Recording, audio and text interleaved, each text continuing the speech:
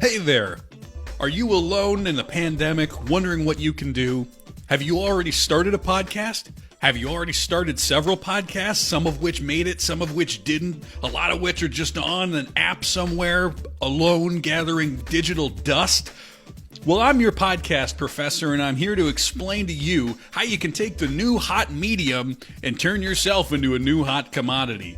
I'm Tom Knobloch, your podfessor, here on Podcast Professors. So stick around and we'll talk today about the very first step. How do you start a successful podcast, right? Don't forget about Professor Emeritus Will. I'm here to also just sort of butt in at certain points and butting in. You know, we're co-teaching, and we're more than happy to share both of our knowledge.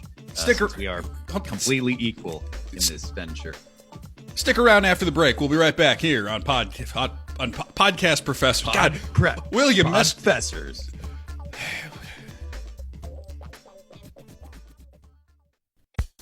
Hello? Want to be a Munchie Boy? Listen to Omaha's new goofy food podcast, The Munchie Boys. Every week, we get food from a different local restaurant. Let's go.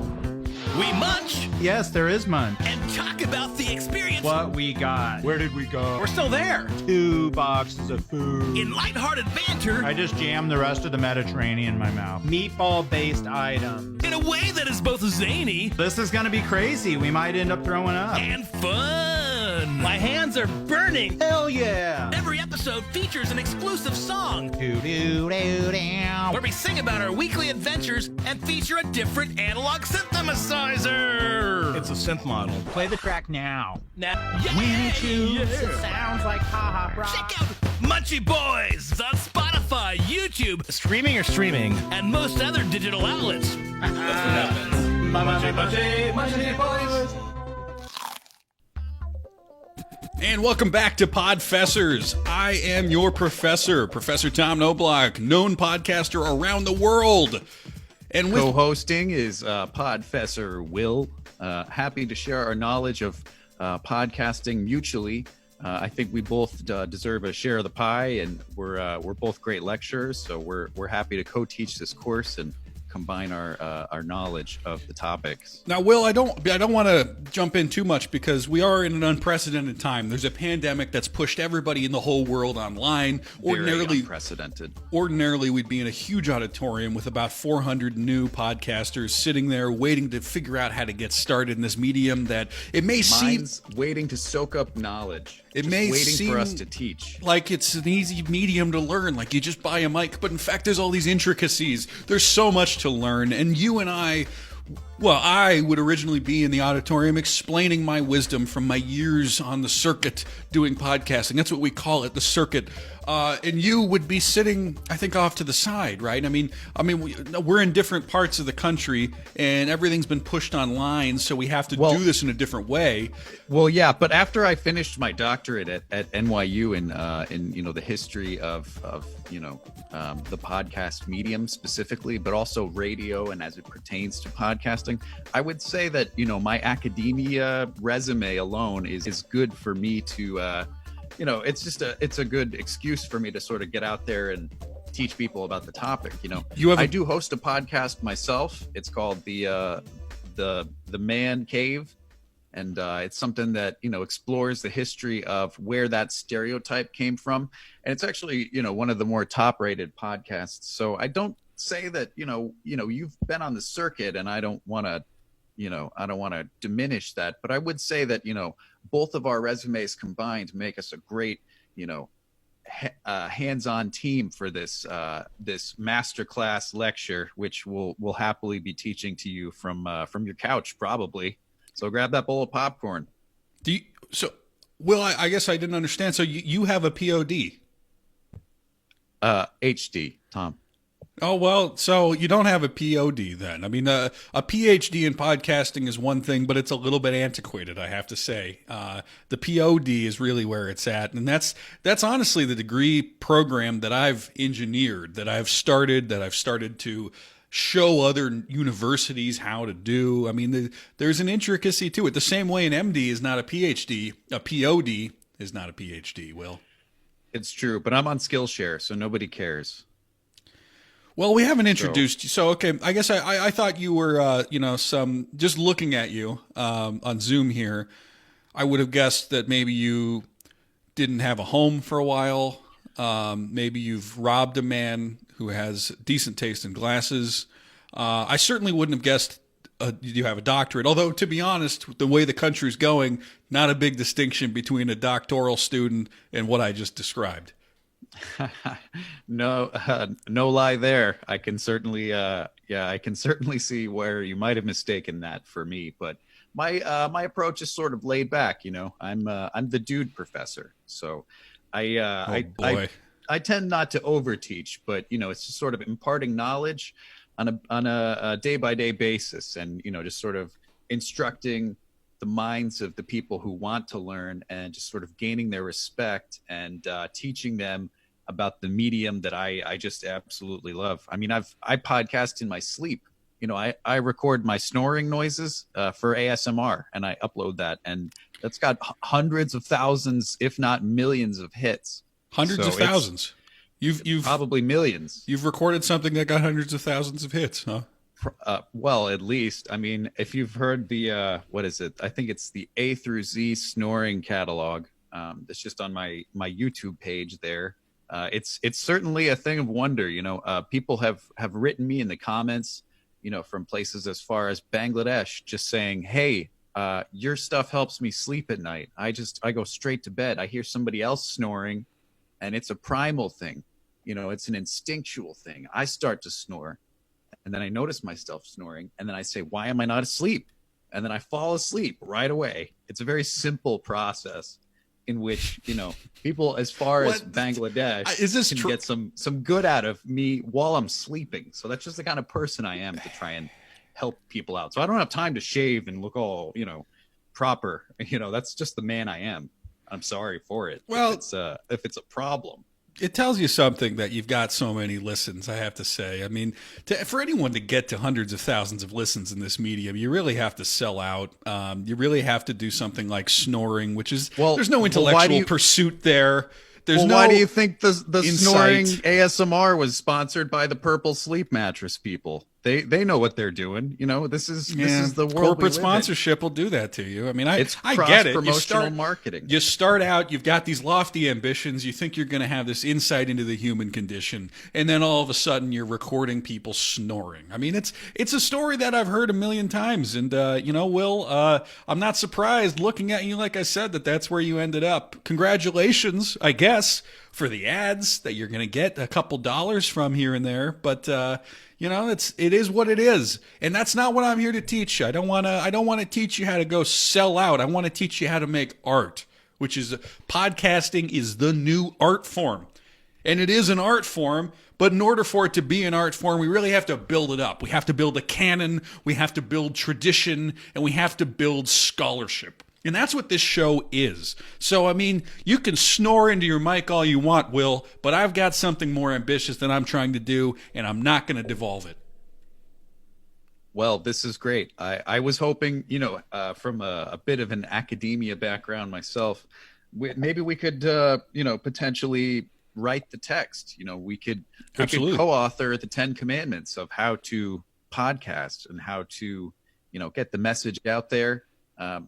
Sort of brand your show and make it all about yourself, but at the same time, something that somebody would actually want to listen to, Of course. So it's it's a fine line between making a very selfish show, which gets no listeners, but is gratifying, and, talking about a topic that actually interests people, and then makes them show up so they can listen about your stories in between. Unlike your history of shows, I don't want people to fall asleep as they listen to them. So yeah, I mean, I'm going for something completely different. That might be different for you too. Might be a completely new world to you, and I'm glad you'll be able to learn it with me. Usually your co-teacher is not as clueless as the people sitting in the auditorium, but we're trying something new there as well, something ambitious. What if we have basically a student up there co-teaching the class? Will he learn? They say that the best way to retain information is to teach it. Have the blind lead the blind. and I couldn't agree more. It's like a Cyclops is teaching the class, having the two of us. I think. No, if anything, it's the lady, it's the little sort of the animated character from Futurama with 3 eyes, or whatever that was. Wait, I thought she had 1 eye. She did. What the? I thought she had 3. Look, this is a podcasting show. I'm not an expert on Futurama, but I will say this much: it's pop culture. You got to integrate it into the show. You got to. But you you don't. Make things topical.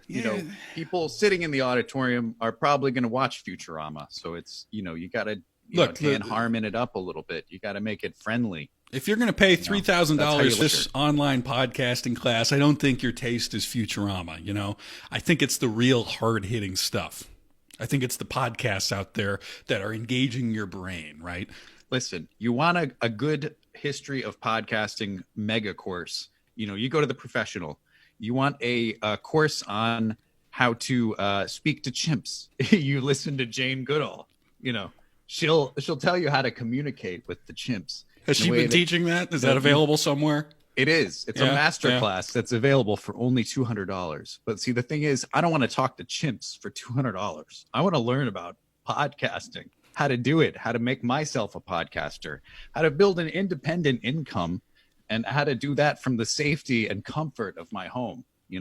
That's why people pay the $3,000, because they need a professional and they need somebody to sort of fill in the other gap. So they pay the $3,000 for us, the quality of the material. And that's honestly why I can say I'm happy to be here, is because they recruited the best. And, if you fall asleep to this, all the better. It's called, intertransmission learning, something that the Germans have kind of figured out. So I can't say, I'm that awake when I hear you lecture, but and I can't say I'm that happy to be here sharing a screen with you, but I can say I'm happy to impart my knowledge and my wisdom from hard-earned sweat and blood shed talking into a mic with all of you. So thank you for watching, for listening, however it is that you're imbibing this wisdom, right?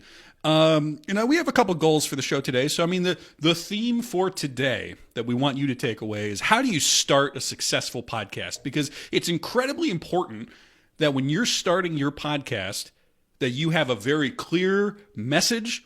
People know exactly who they're talking to, who they're listening to, all of that, right? It has to be organized. It has to be clear. It has to have a clear direction. You can't just go in and ramble into a mic, right? And you have to have people who get along with each other, which maybe hasn't started here. Maybe it will happen at some point. I don't know. I'm kind of anticipating Will get disgracefully let go from his contract in a couple of weeks. So consider this maybe a soft hopefully, open. Hopefully not. I would say that, my agent is a good guy, and, he helped me get this for the purpose of just sort of bestowing my knowledge, whether conventional or unconventional, in ways that will hopefully illuminate your minds. I'm here to teach with Prof. Tom, if you will, Professor Thomas there.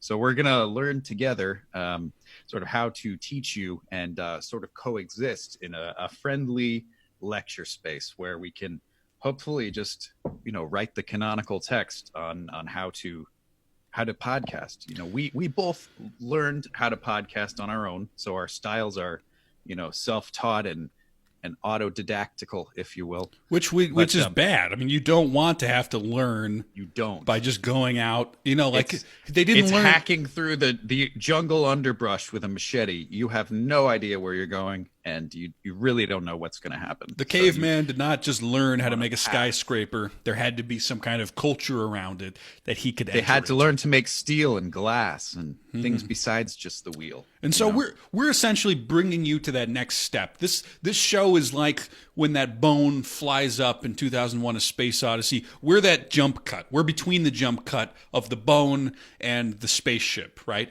Imagine your talent, your level of skill is that bone. It's being thrown up into the air. It's being flung out into the ether.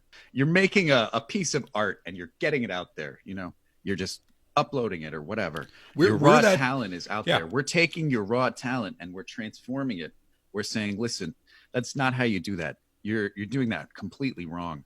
You need to stop that and change that and implement these new methods because this is a better way of doing it. This is the $3,000 way of doing it. And this is what you paid your money for. So this is how we're going to teach you. And this is how we're going to guide your mind and sort of meld all of our ideas into your brain and just sort of, do that jump cut, Right. Within 3 weeks, once we're done with the course, your brain will, your talent, your level of skill will look like that spaceship that looks like that bone that it was 3 weeks prior when you uploaded your first horrible podcast and you had no idea what you're doing.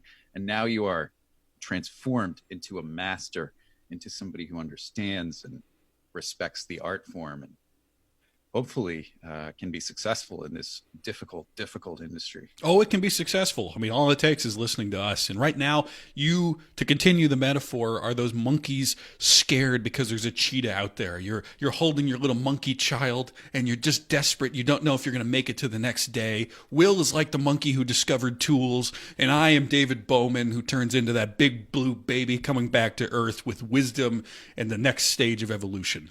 So I'm sort of the, not to interrupt, I'm sort of the monolith, if you will, sort of the thing that the apes respect, the source of knowledge. They know that there's something intuitively, that there's something there. Apes can tell that you are the next step up from them.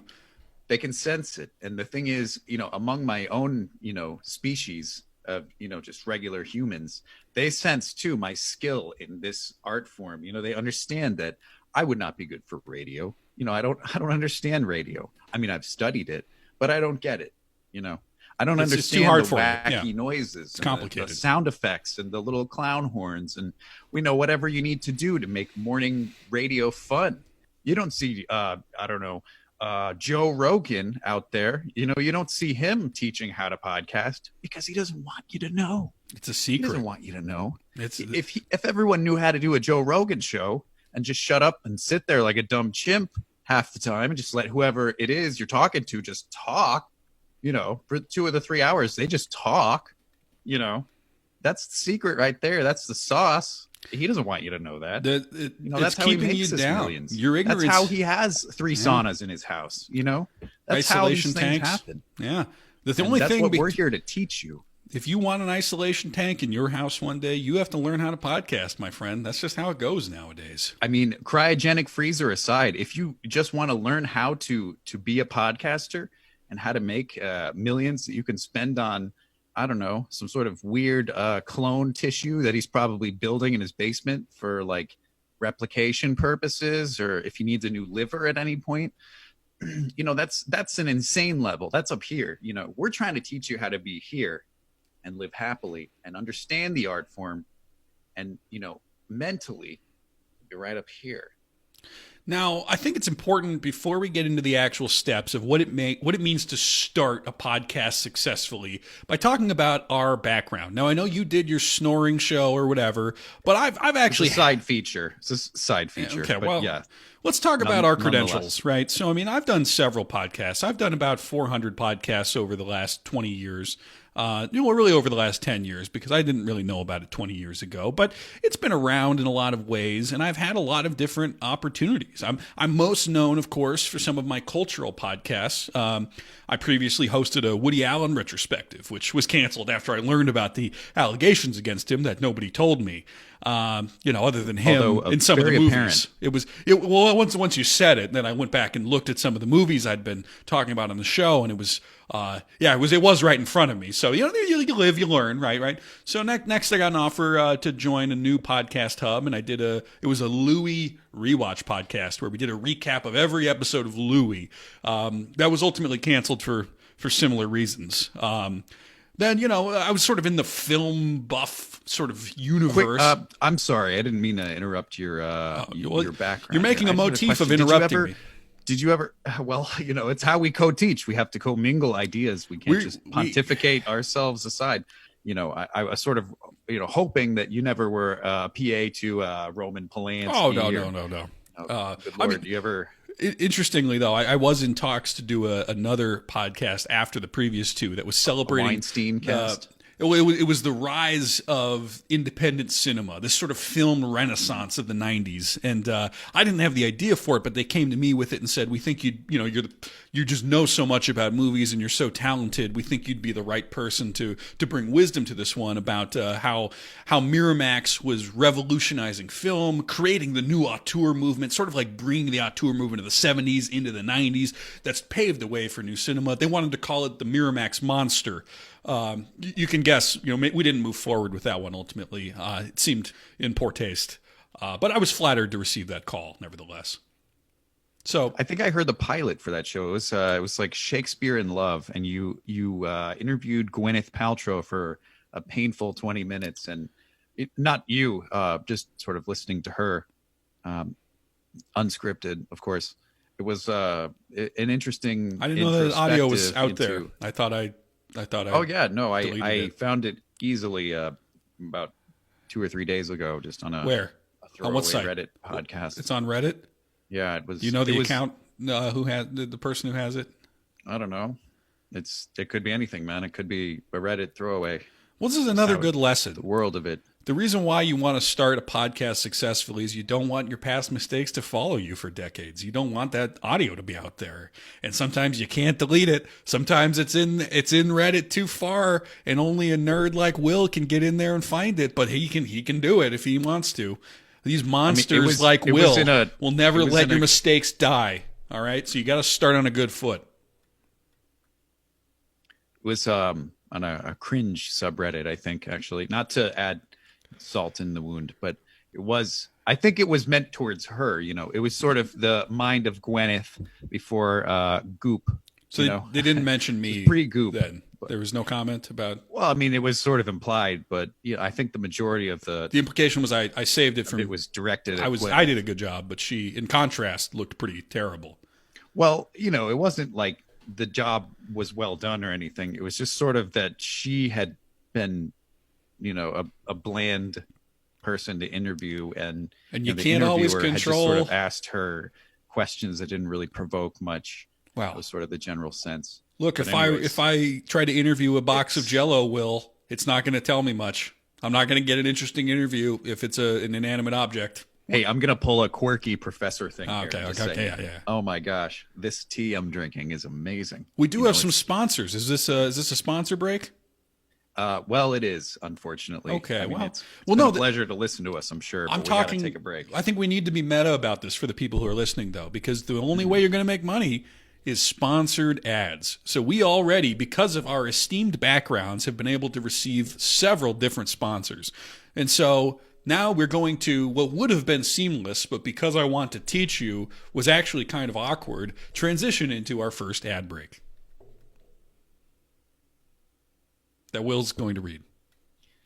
Do we have any flute music that we could overplay? For some reason, the sponsor requested flute music. Requested Should have told you about flute. this. but- Yeah, I mean that's something you definitely should have come up probably before we got started. But the thing is, we're professionals, so we integrate it into the show seamlessly. It's not something that some prep work needed to happen. It's just sort of. Well, prep work did need to happen for me to download a song in order to play it on the air. It's okay. It just says flute music requested. What It's kind not of a big flute deal. music? It's What does just- that even mean? What? I think they're hoping for some panpipes, like some South American tones. Yes. Okay, well, I'm downloading flute music now as we're doing the show. Which let's make this into a lesson, all right? Let's turn this into something valuable, all right? So, Lesson 1 in the canonical text. lesson 1 for how to start a successful podcast: plan out your music before the show. Don't waste time on your first show downloading songs so you can play them during an ad break. Does that work for you as lesson number 1, Will? I'm writing this down. You're right. Yeah, this Oh, good. This is gold. Yeah, we'll put it in the book that comes out alongside this. We'll upload that. We'll do a Google slide and we'll share it with all of you. All right. Well, we don't need to do that. Publish a book adjacent to this. I've had a couple of book deals in the past, so we'll steer clear of the Google slides. I think that's probably, not in good taste for a $3,000 course. Okay, fair enough. So, well, while we wait for this music to download, let's just go through a few lessons and then we'll do our ad break. So, lesson 1 we've gone through. What's lesson 2, Will, for starting a successful podcast? Lesson 2 is respect the art. Now you have to respect the art because this is something that is sacred. ASMR is something that I'm particularly adept at, sort of studying, and I do a little bit myself, hence the snoring videos. But respecting the art is all about understanding how sound impacts people. There are people who have great radio voices, and there are people who have great faces for television. We do differentiate, actually. And we can understand that certain people have certain skills suited to them. And, if you have one of those voices, you're saying to yourself, I have not been able to get a good podcast going for 12 years. I have a great voice for it. Your great Aunt Suze, she says, hey, you've really grown so much in the past 3 years. You got one of those deep radio voices now, and you're saying to yourself, I could just make a fortune talking all day. You're saying, which I do already at my boring grocery job. You're saying, thank you for that compliment. After the break, Yeah. I'll say something to you. Exactly. Yeah. You integrate it. You. Thank you for the say- breakfast, Mom. After this, I'll have some orange juice. After this, more bacon. And I mean, Exactly. when you talk like that at a certain point, you may as well be making money for it. Precisely. What was your first podcast that you hosted? It was called Beans and Bacon, and it was a breakfast baking show. Course, and also brunch related. Yeah. Okay, So. all right. The beans were just sort of to respect British culture. My gosh, I didn't know how successful that would be right away. I just knew that this was where my life was headed. That's how I got my foot in the door. I basically just shoved my leg in there, and the door didn't slam on my leg, and I said, "Hey, the water's fine. I'm in here treading." It was No, I a don't flooded understand house. why. In this metaphor. So you open the door, you stick your foot in, the water is fine, and the door doesn't shut. Maybe the door wasn't shutting because there's a stream keeping the door from shutting. And maybe you shouldn't have gone into a flooding house, Will. Did you ever think about that? Well, you obviously have a plumbing problem if the water is coming from inside the house. It was a flood of, my success. And when I opened the door to the house, I just sort of, let in this water deluge, and it just sort of washed away any insecurities I had right away. And I was just, from that point on, fiscally stable enough to continue doing that as a job. So let's make lesson 3 in starting a successful podcast. You have to already have a good voice, because if you don't, I mean, occasionally people squeak by, but for the most part, there's not a lot of room to grow. You know You who? got any sort of, strange speech, you're out. The one exception I'll say there's is a Michael Very slim Barbaro. margin. Not a great voice, that guy, but he's Terrible gotten voice. pretty far. He's an anomaly. Especially with a voice like that. have fallen into a puddle. Of great success. Yeah, don't talk like Michael Barbaro. We'll make that lesson 4. And let's do lesson 5, and then we're about ready to do our ad here. So what would you say the 5th lesson is in getting started with a successful podcast? Well, and this is probably apt here. Allow the sponsorship money, To flow like that yeah. water into your house. Exactly. Sell out. For my first podcast, Beans and Bacon, it was something that I reached out to Heinz and I said, listen, can you sponsor me? Can you give me a little cash, and I'll throw in a Heinz clip every so often, Hey, if you're making your traditional British breakfast, use Heinz beans. They're American, but they're delicious. And you can just you can slip that right in.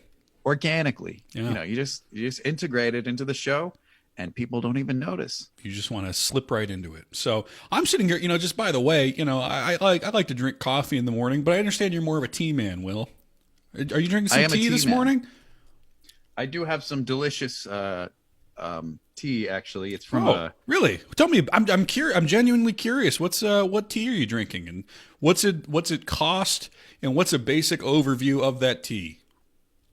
So I'm drinking Numi tea, and Numi's vision is to inspire well-being of mind, body, and spirit through the simple art of tea. Through authenticity, creativity, and commitment to people and planet, they bring us the purest, best-tasting organic tea.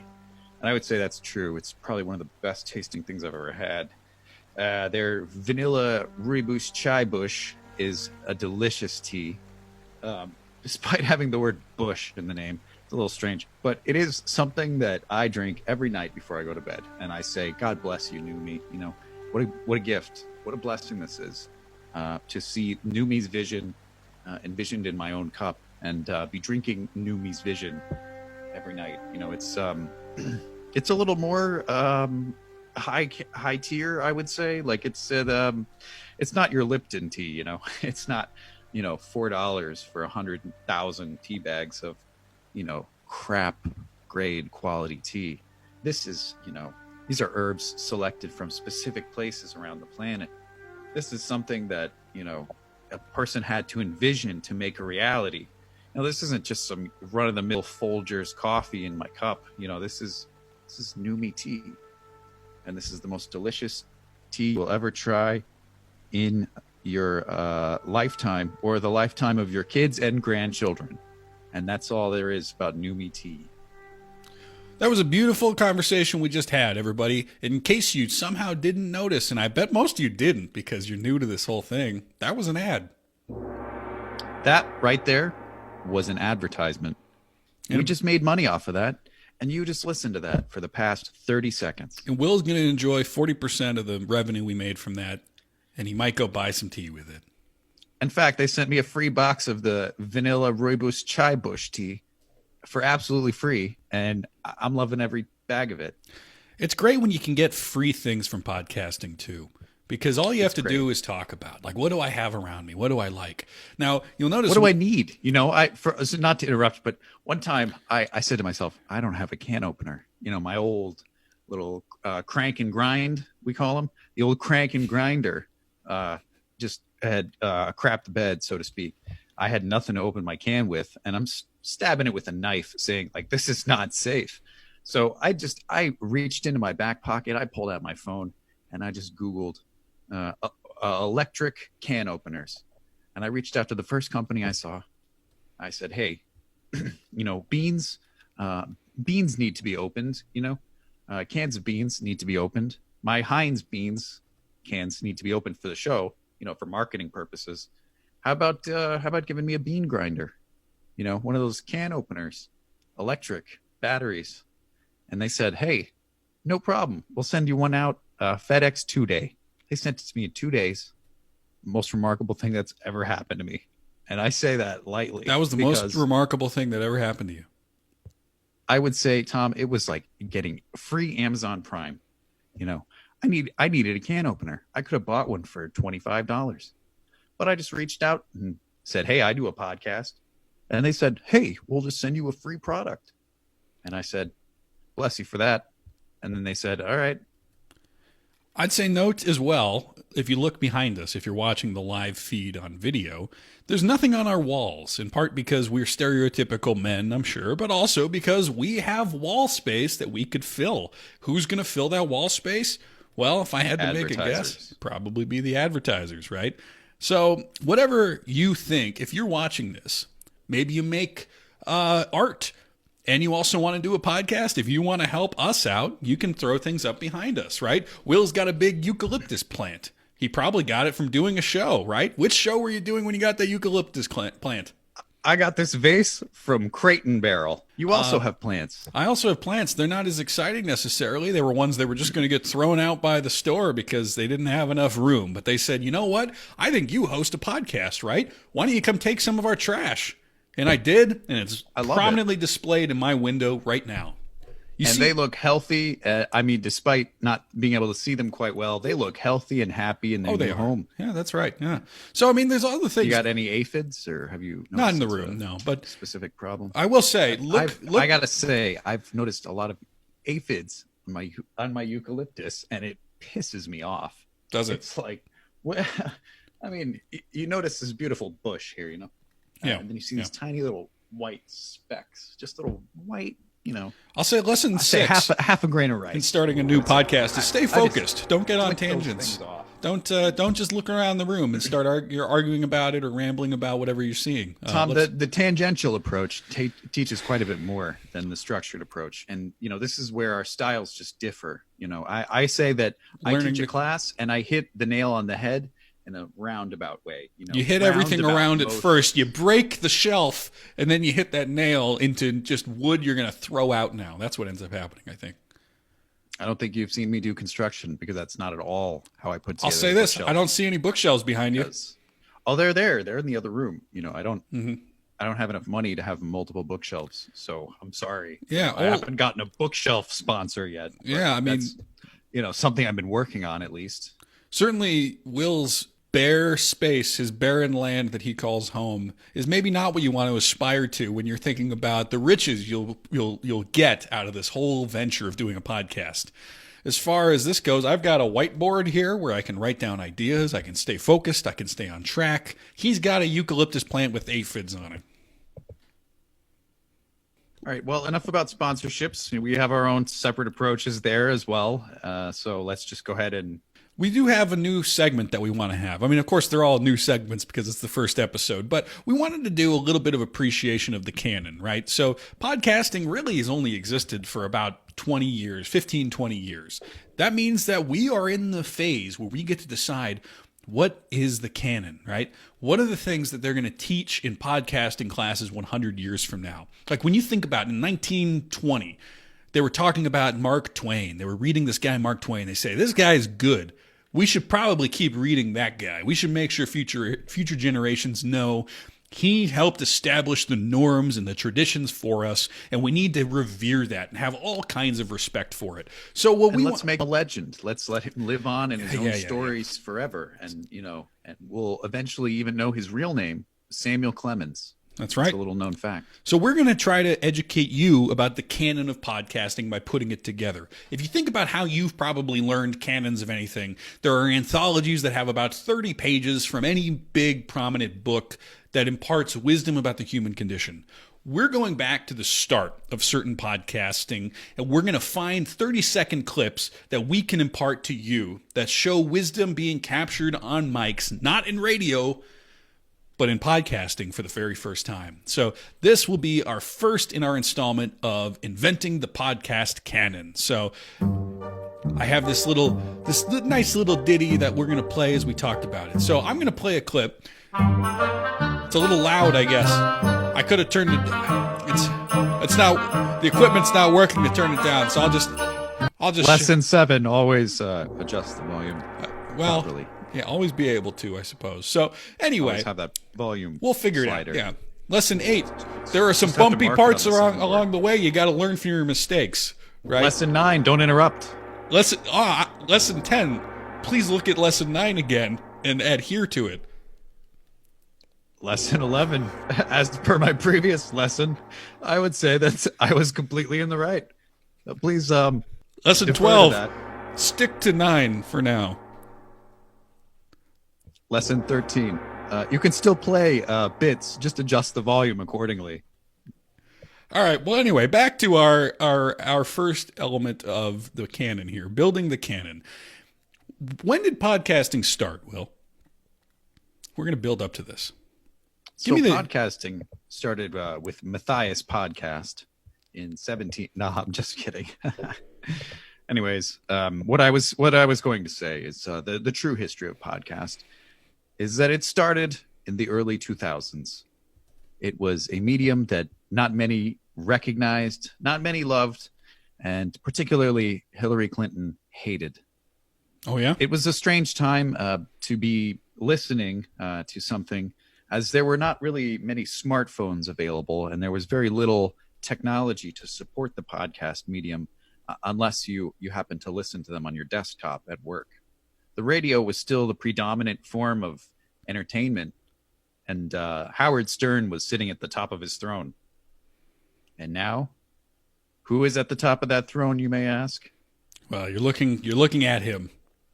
You're looking at them, and also Joe Rogan. Well, you're looking at them, but you're he's seeing him as you look at them. I mean, it's like in a presidential inauguration. You're maybe looking at 100 people. Well, but you're looking how at many the of them matter? president and the vice One. president as well, just sort of Oh, yeah. occasionally. There's There's one who has some- power and one who's just sitting in a room somewhere. the one who controls the room, and the one who just sort of butts in and Yeah. throws in a quick That's right. a Yeah. quick chuckle or little blurb. Little blurps, yes.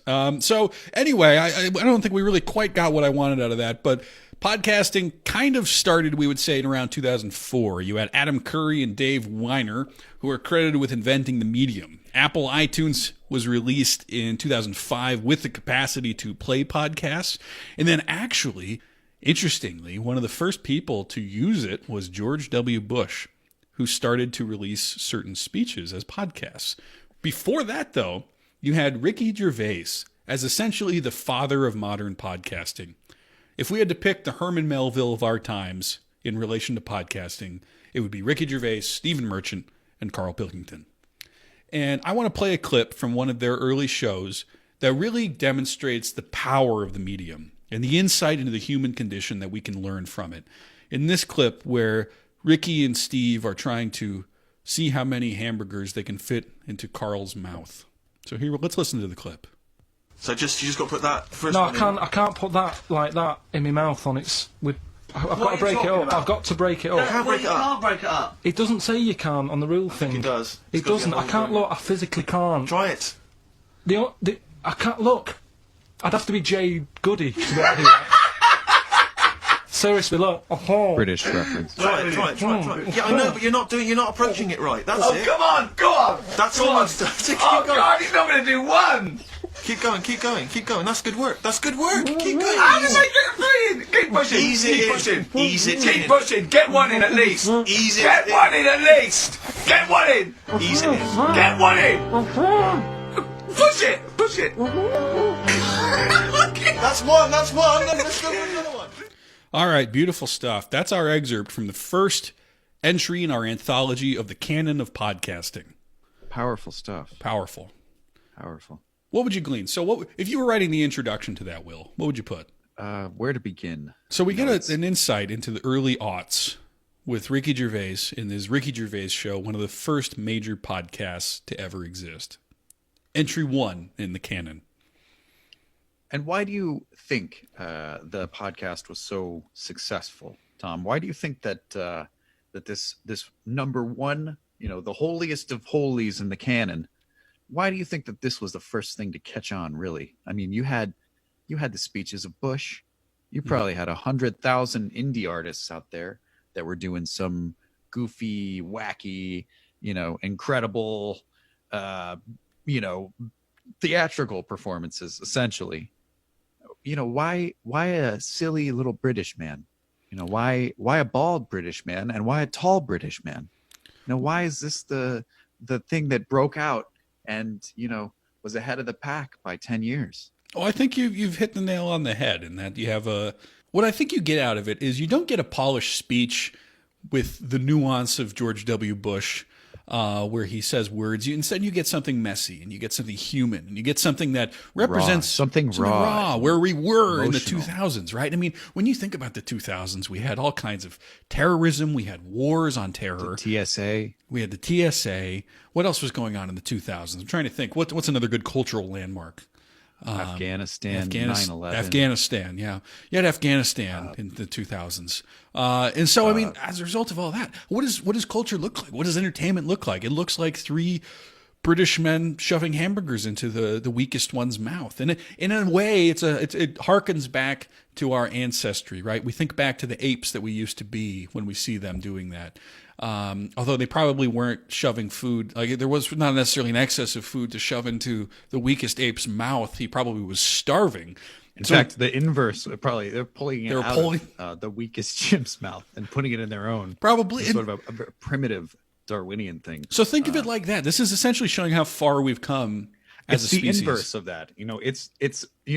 We were the apes pulling food out of each other's mouths and putting it in our own. And now the inverse is true. Our excess of food, our condition in the 21st century has allowed us to shove it back into each other's mouths. And that's sort of the connection there. That's sort of the fusion that makes this relatable and makes us relevant 10, 15 years later. So, with that, I think we start. That's the first entry in the anthology of the canon of podcasting. And so we're coming to the end here, right?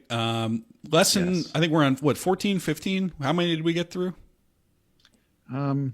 I don't recall. I think there was probably 11 or 12. I think there was at least 12. 13. I think, if I recall, though, 12 was a reiteration of 9. Well, I think it So we counts. could I think it was probably- important. I think 9 can't be overstated. So it doesn't bother me if we have several variations on 9 on the list. So let's say 14 is keep track of how many lessons you already have so you don't mess up your numbering. And then 15 can be know your history. Know where you stand, not just in the medium of podcasting, but in the progression of the human race. Clearly, Ricky Gervais, Steve Merchant, and Carl Pilkington knew that they were representing the full progression of humanity. And you need to do the same when you start your podcast explaining how to, build bookshelves or whatever. And so keep that in mind. And our listeners, too, keep that in mind as you grow and as you work from your initial stages as a young learner, as somebody who is going to release a podcast that's going to bomb. And it's going to be a bad experience. Your great Aunt Susan will probably call you up and say, hey, remember how I said you had a radio voice? Yeah, I did listen to your podcast, but I don't know if there's a connection. You might get a couple of those in your life where you wonder, is this the right path for me? Is this something I want to do? And I would say by the time you're done with this course, yes, it will be something that you want to do. It will be something that you will crave, something that you will know how to do expertly, and that's because you've spent weeks with the masters. You've been learning the techniques and the processes of how to build and create your own successful podcast. And I would say this is only that first step in a long journey that will be hopefully to your great benefit. And I hope, Tom, to see very many podcasters out there soon. I hope to see a boom in the industry. I want to see artists living on people's couches, podcasting about that. Agreed. I want to see people moving to Budapest, living out there and podcasting, walking around with a mic, among the people, interviewing them. Man on the street. On the street. Yeah. I want them, just breathing life into this art form that is so underappreciated. And honestly, many people don't see it as art. They see it as some sort of narcissistic output. But I see it as a true art form, Everyone probably thought Da Vinci painting a self-portrait was vain. People changed with the times. This happens to be one of those. I'm glad you flaunted your microphone the way you just did, because I think it's important that we also note. It is. It's your weapon. It's your weapon, tool. But it's important what weapon you have. You wouldn't go into battle with a balloon. It wouldn't help you that much. You want to go in with the right type of sword to go kill all the bad guys or whatever. Probably not a sword now. I was picturing like an ancient Greece sort of battle, but bring a knife to a microphone fight. Sure. Yeah. You don't want to talk into a knife. Same thing. But a mic is important.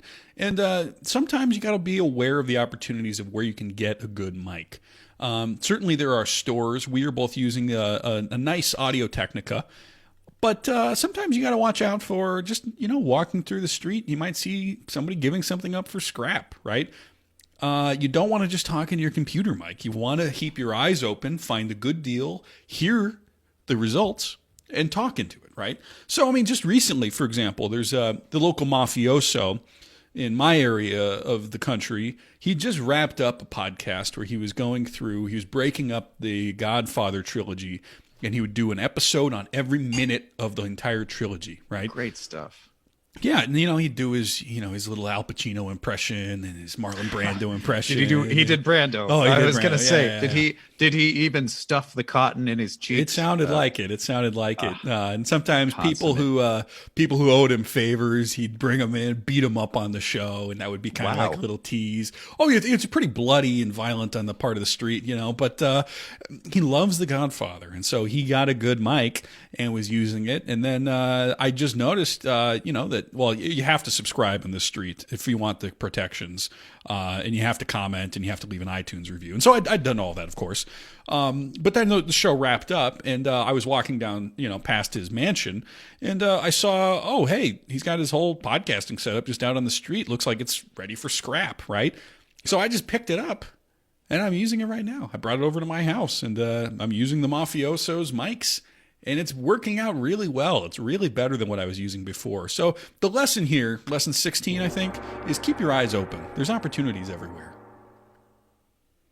Yeah, and to that, I would say definitely know your surroundings. That's lesson 16 there. Know your surroundings.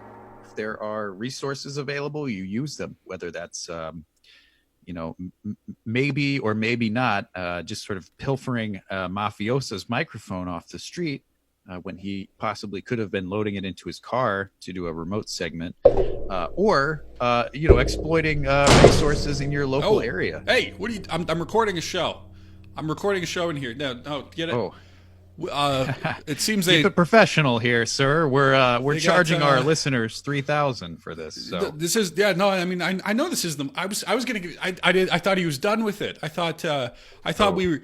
Hold on a second here. Hold on. okay. Oh. So it does appear maybe the microphone wasn't scrap.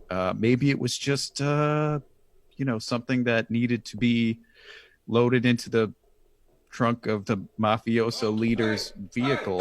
And okay, so it does appear, and if I was the host I would mute this, but unfortunately I don't have those capabilities at the moment.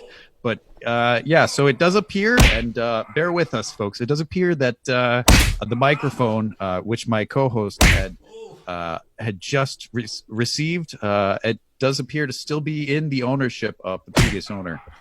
So we'll just leave it at that. Anyways, going back to the history of podcasts, I don't know if anyone has had a chance to listen to the Bush podcasts. They're a thing of wonder. This is a man who he publicly dodged a shoe being thrown at him. He dodged a shoe. I mean, what kind of president does that? I mean, it was just something that was so strange, I've never in my lifetime seen a presidential assassination. I wasn't around when they tried to put some lead in Reagan, for example, Ronald Reagan. I wasn't around for that. I'm a generation younger. I'm the new generation, the podcast generation, the P generation, if you will. And, I never seen something like that. So for me to see somebody throwing something at the president, I mean, wow, with the nerve. To use a weapon like a shoe and just transform it into something that really made a mockery of the office. It was an interesting experience. And I would say that, if you have a chance, check out the Shoe Throwing podcast, because that's one of his better works. So back to where we were here. It doesn't appear that my co-host is with us anymore. So I'm going to take this opportunity to introduce one more sponsor for the show, and I suppose we'll just wrap it up after that. Anyways, so this show's sponsor, and watch how I seamlessly integrate this into the show. I washed my face this morning, and I needed a good moisturizer. I noticed that there was skin peeling. And I said, my God, what am I, a snake? What am I, a lizard? My skin is peeling off. I need something to hydrate my face from the exfoliation, the chemical exfoliation that it's just going through on a consistent basis. And I found something here that really helps quite a bit. It's called Levin Rose Organic Emu Oil. Now, you're probably saying to yourself, emu oil. What? So yes, it is something that's a little different. Emu oil has become a significant factor in alternative treatments for skincare, arthritis, hair loss, and many other medical conditions. Scientific studies have shown that emu oil benefits are being discovered every day. The Aborigines of Australia utilized the properties of emu oil for thousands of years. Before, we had ever discovered Australia, and I wouldn't say we because I'm not particularly British, but I would say that, the British, when they discovered Australia, they were being bugged by these little pests, mosquitoes and the like, and sunburns and constant, the sun and the conditions of Australia are not good for British people at all. Sort of the opposite of what you'd expect. But they noticed emu oil is something that gets rid of the bugs. And it's something that gets rid of, sunburns and rashes. So basically they would harvest the oil from the emu bird, those flightless birds that are sort of bald at the top, and they would just take the oil. They'd milk the bird for the oil somehow, and they found that linolenic acid and oleic acid are a very powerful combination, and they bring relief to muscle aches and joint pain, and they have lasting anti-inflammatory effects. So I don't know if you've ever heard of emu oil, or maybe you're just casually interested in using bird oil in your daily routine. And I would say to that, please use Levin Rose emu oil. It's one of the best, and it's something I use every day. So that appears to be our show, everyone. Thanks very much for joining us on this journey to podcasting, where we discover podcasts, how they shape our lives, how we can create a successful podcast, and how the medium has changed in so many ways. We've laid out the canonical text, and we've overviewed what we're going to be doing on the show. So hopefully you stick around for our 54-part series. This is just one of the 54 episodes. So if you'd like to pay for the class, you can go to patreon.com/class. And we're working on that link, so don't quite use that yet. In the next 48 hours, it should be functional. But as of right now, you're not going to see much. But just remember that we are available for purchase, and we are happy that you noticed this free podcast. And please consider subscribing to our channel. And we don't have one of those yet, but we're working on all of that. So stay tuned, folks. And thanks again for your patronage on the Podcast Professors.